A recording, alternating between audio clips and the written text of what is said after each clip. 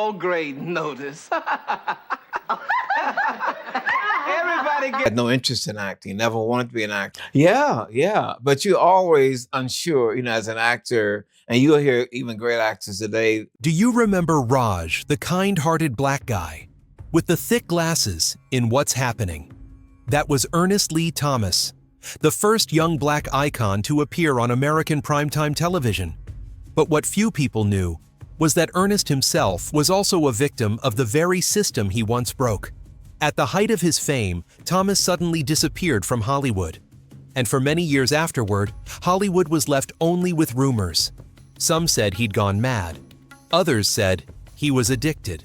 Some whispered that he had died in poverty. But no one knew the truth. No one understood that behind that smile was a heart crushed by fame sickness and loneliness so deep, it almost ended everything. Are you ready to discover the truth about why Ernest Lee Thomas vanished? A truth no one ever dared to tell. Gary, Indiana.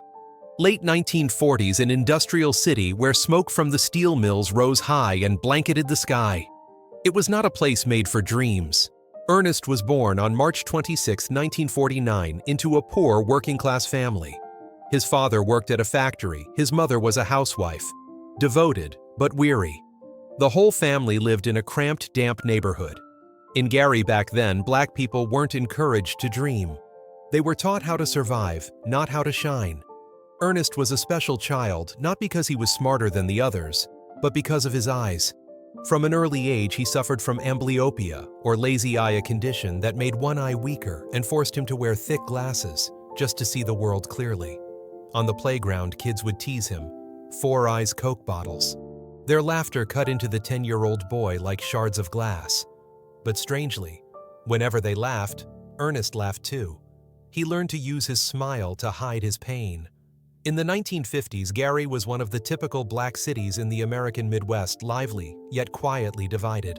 Black people had their own neighborhoods, their own schools, their own theaters.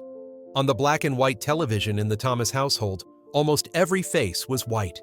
Lucille Ball, Andy Griffith, Dean Martin. The boy kept watching, then wondered, why doesn't anyone look like me?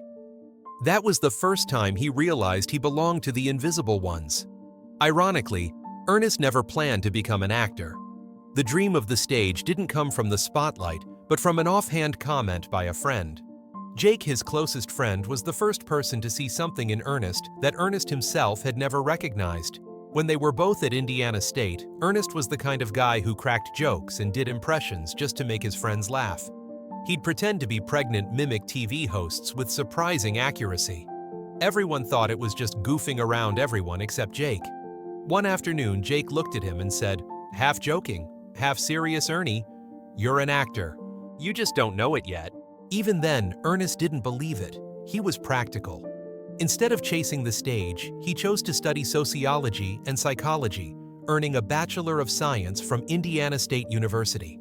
He planned to become a social worker to help the vulnerable, something he believed he could commit to for life. But fate had other plans. When the school staged Romeo and Juliet, Ernest randomly signed up to audition for Prince Aeschylus. For the first time in his life, he felt every eye in the room locked on him. For the first time, he wasn't invisible. A new chapter began, from Broadway to a golden opportunity. After graduation, Ernest knew Gary had nothing left to offer him. He left his hometown for New York City, where the Broadway lights burned all night, where he believed he might finally find an answer. No money, no family there, no safety net. Ernest had only a pair of thick glasses, a few changes of clothes, and a dream of standing on stage. At first, he crashed in a cramped apartment in Harlem with a few broke students. He worked any job he could find, waiting tables, delivering newspapers, even selling in shops just to pay for acting school. He was accepted into the American Academy of Dramatic Arts, AADA, the prestigious institution that trained legends like Grace Kelly, Robert Redford, and Danny DeVito. It was a turning point. Among the confident white faces, Ernest was one of the few black students. I remember that feeling clearly, Ernest said. I knew I was different, but I also knew I had something they didn't real experience with pain and perseverance. After graduating, Ernest started auditioning for plays in New York. The casting sessions often lasted hours and usually ended with the same line. "We're looking for a different image." Everyone knew what different meant they weren't ready for a black actor. But Ernest didn't give up. In 1974, he landed his first role in Love for Love, a classic by William Congreve performed at the New York Shakespeare Festival. A year later, in 1975, he appeared in The Member of the Wedding, directed by Joseph A. Walker, one of Broadway's pioneering black directors. The role was small, but it was Ernest's first real step on New York's theatrical map. Even after reaching Broadway, Ernest still faced a harsh reality theater, and television were still a white world. The roles he was offered were mostly small ones: the waiter, the sidekick, the friend of the main character.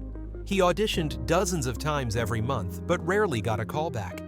New York wasn't easy, but it was during those years of rejection that Ernest developed what Hollywood would later call the smile that never gives up, the fateful meeting with Hollywood. The golden opportunity came in 1975, when a group of television producers in Los Angeles were casting for a new sitcom project tentatively titled Cool. It was later renamed What's Happening. They needed a face that represented the new black spirit, smart funny, but not a stereotype. A friend in the industry recommended Ernest, and he flew to California for the audition. For the first time in his life, he stood before a television camera, not a stage. The casting room went silent for a few seconds. Then the director burst out laughing. "That's our Raj." In that moment, Ernest Thomas's life changed forever. What's Happening? When a black icon was born. What's Happening was ABC's first sitcom centered on the lives of three middle-class black teenagers in Los Angeles. Raj Ernest Lee Thomas, the kind-hearted aspiring writer. Rerun Fred Barry, funny, clumsy, and passionate about dancing. And Dwayne Haywood Nelson, energetic and witty. The show was inspired by the 1975 film Coolie High, considered a masterpiece of black youth cinema. ABC wanted to bring that same spirit to television, lighthearted funny, but real enough for black viewers to see themselves in it. When it premiered on August 5, 1976, What's Happening became a phenomenon. For black audiences, it was like The Cosby Show before The Cosby Show. For the first time, they saw black people who weren't poor, criminalized, or caricatures. They were just human, with dreams, friendships, and laughter. In its first season, the show averaged 21.5 million viewers per episode, an incredible number for a new sitcom. It broke into the top 20 most-watched programs in America in 1977 and became ABC's Thursday night primetime flagship. Advertising revenue soared, with major brands competing to buy ad slots. Magazines like Jet and Ebony ran features on Ernest Thomas, calling him the new face of young black America. Variety wrote in 1977, "He wins the audience's heart through kindness alone." Ernest Thomas became the face of ABC's national campaign and signed an exclusive contract with the network. For the first time in ABC's history, a young black actor became the face of a primetime sitcom. During the first season, Ernest earned about $1,200, $1,500 per episode, the average rate for new sitcom actors. But after the show exploded, his pay rose to $4,000, $5,000 per episode in the second season, roughly $25,000, $30,000 today. In 1978, People magazine listed him among TV's most promising new stars.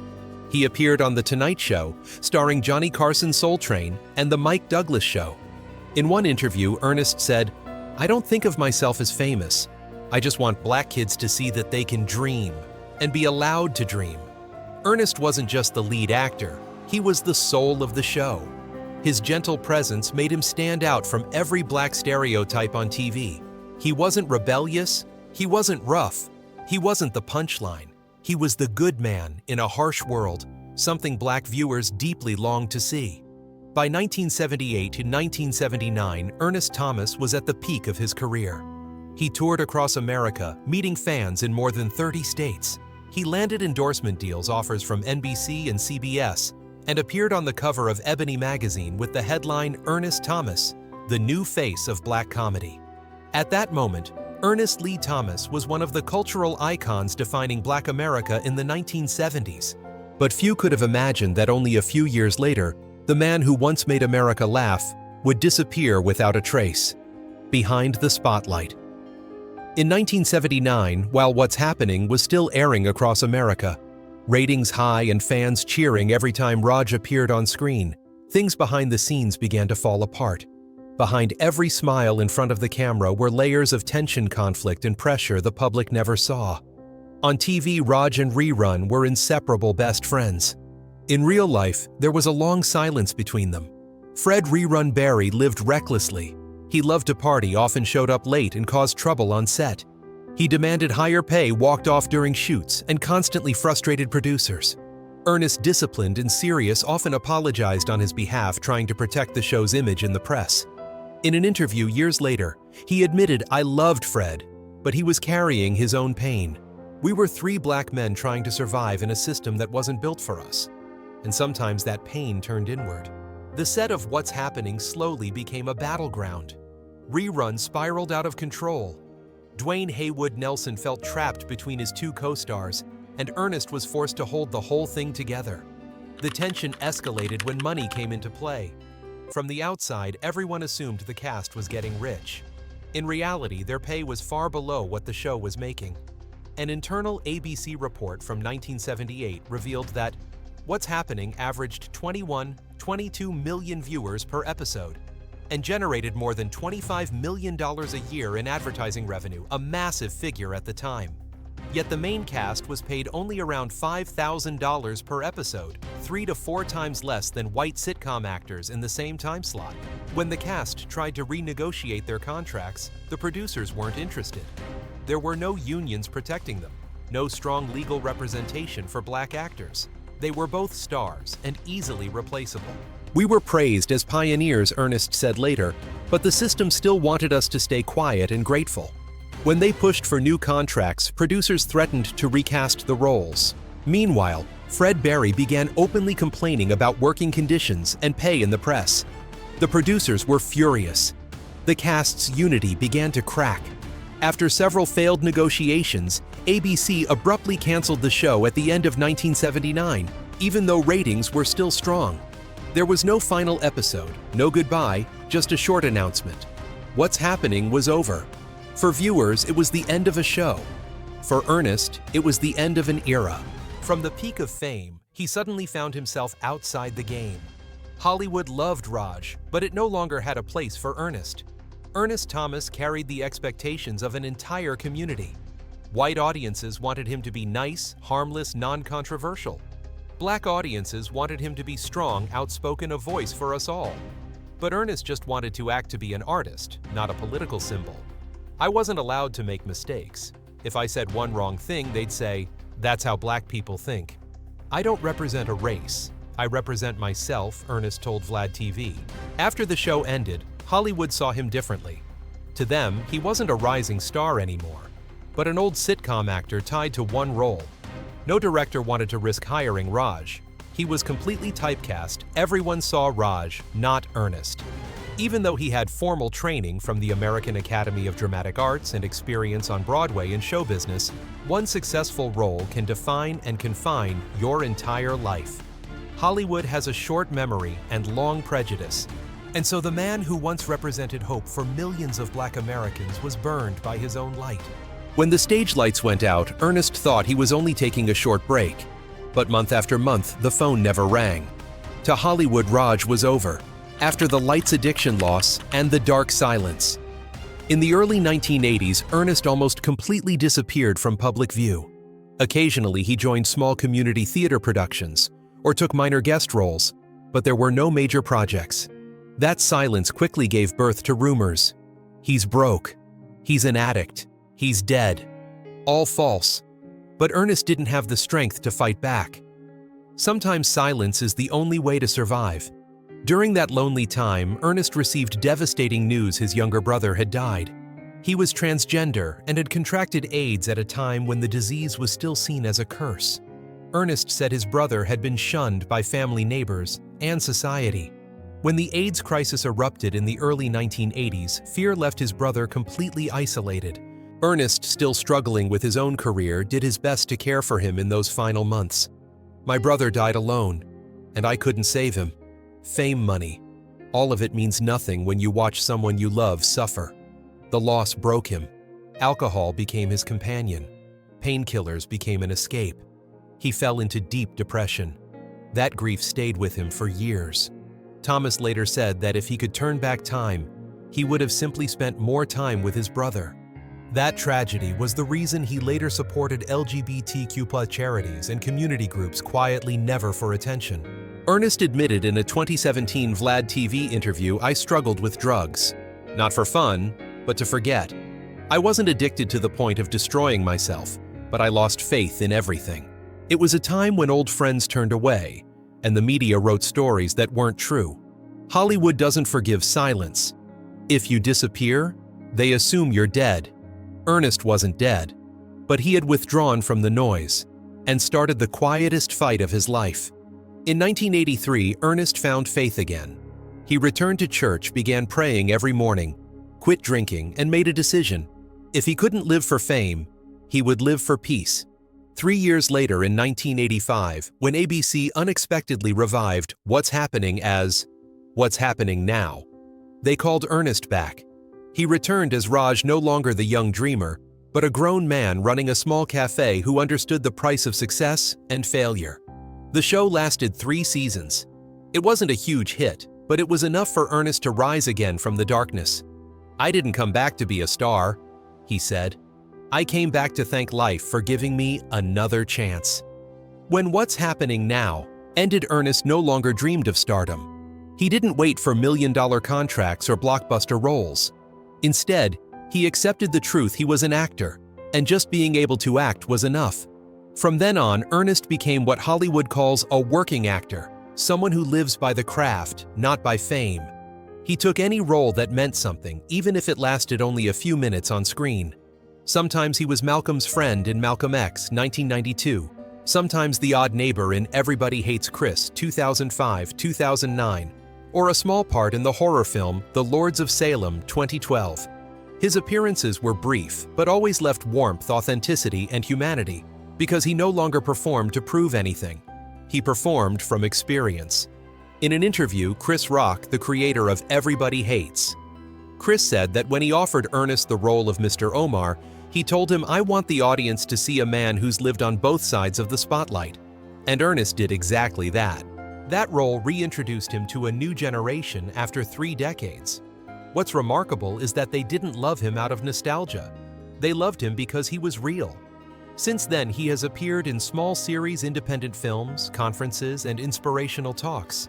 He no longer chased fame. He chased peace. Ernest's disappearance wasn't death. It was a quiet rebirth.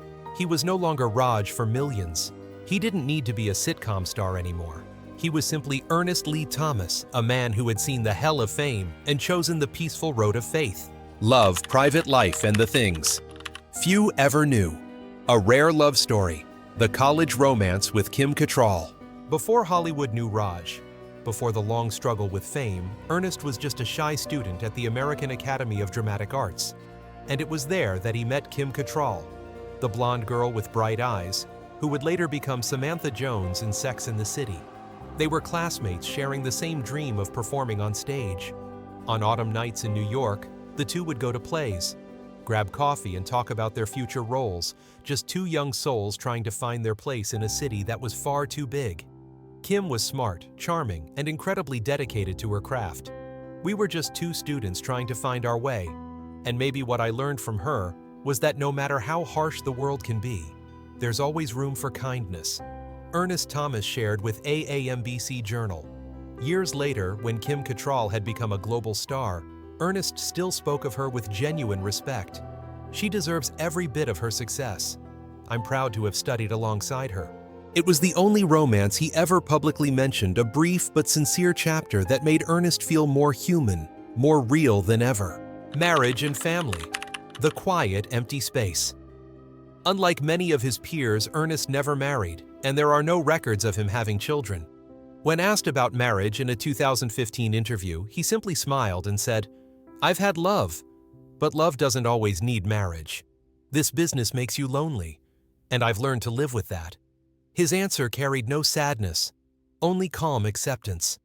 A man who had lived through both fame and despair perhaps understood that happiness isn't always having someone beside you, but keeping peace within.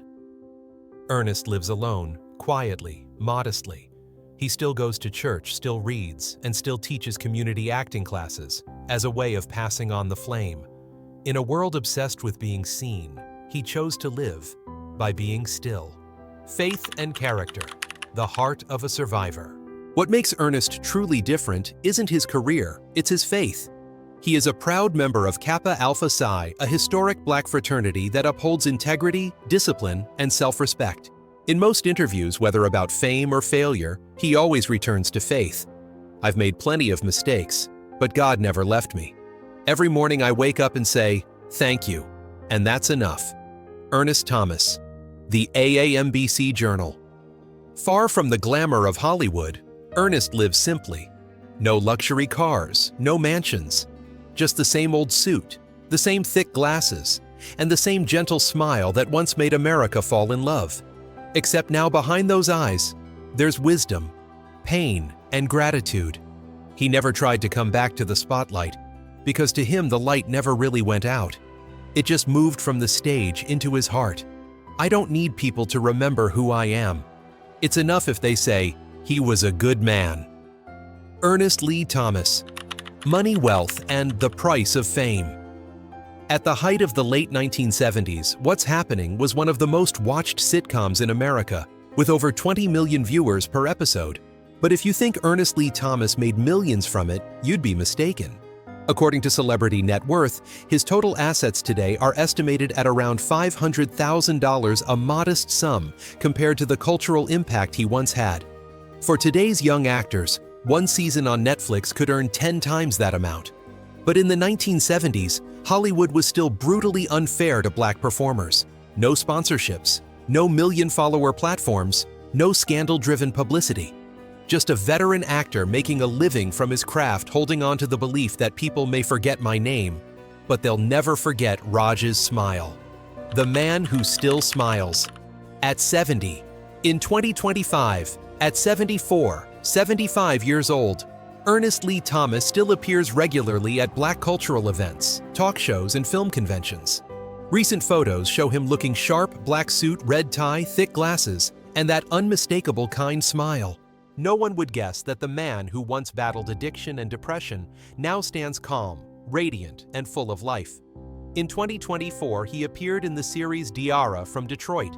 He continues to take guest roles in independent films, mentor acting students, and appear in interviews with Vlad TV, the AAMBC Journal, and YourWeb. Today, he's affectionately called the elder statesman of Black TV. Whenever he walks into a room, older fans stand to applaud, while younger ones are surprised to discover that Mr. Omar from Everybody Hates Chris was once the legendary Raj. He doesn't live in loneliness or bitterness. On the contrary, his life is peaceful and warm. Mornings at church, afternoons teaching, acting evenings, calling old friends. He doesn't hide from the past, he carries it with him as part of who he is. I never forget what I've been through, but I don't let it pull me down. Every day I choose to smile. Ernest Thomas, 2024. It's the smile of a man who has lived through it all. The light, the darkness, and the dawn. Legacy, and why we should remember his name. Before The Fresh Prince of Bel-Air, before Martin Family Matters, or Everybody Hates Chris, there was What's Happening. And at its center was Ernest Lee Thomas. In the 1970s, when portrayals of Black Americans on television were still trapped in stereotypes of servitude, crime, and tragedy, Raj Thomas appeared intelligent, kind, funny, and optimistic. For the first time, Black audiences saw themselves on TV not through pain, but through everyday life. With that role, Ernest did what few dared to dream. He turned the image of young Black men into a symbol of pride on national television. Ernest was one of the pioneers who paved the way for generations to come. Will Smith, Chris Rock, Martin Lawrence, Jamie Foxx, Donald Glover. The media called him the everyman hero. For millions of Black Americans, the name Raj became part of their childhood. Ebony and Jet magazines once called him the face of hope.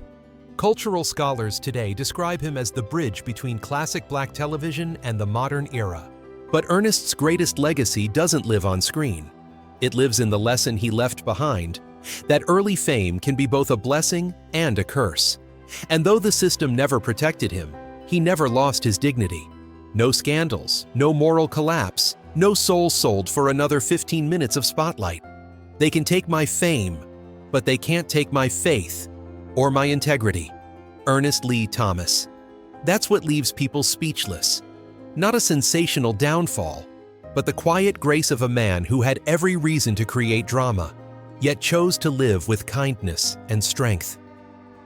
Quiet contributions. When the spotlight faded, Ernest didn't disappear into darkness. He returned to the community that had raised him. He founded and continues to support Kids and Teen Justice, a program that helps Black youth build life skills and resolve conflict. "I was once the kid nobody believed in," he said. "If I can help one kid believe in themselves, then I've won."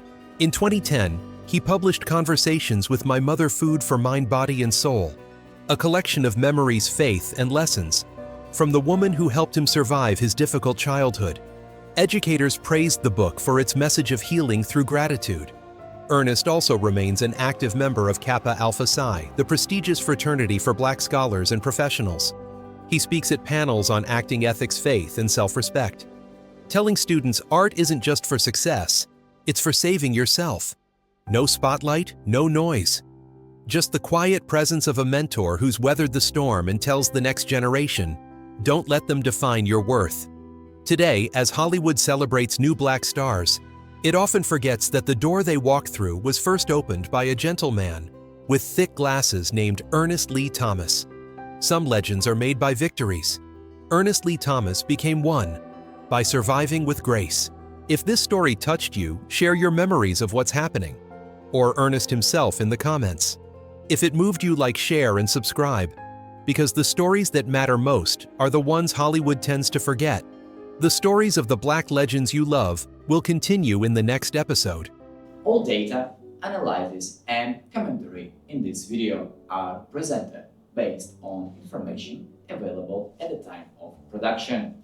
The content is subject to change over time and should not be considered a definitive forecast. There is still so much more to explore: stories of resilience, legacy, and truth. Feel free to dive into some of our top recommended videos now appearing on your screen.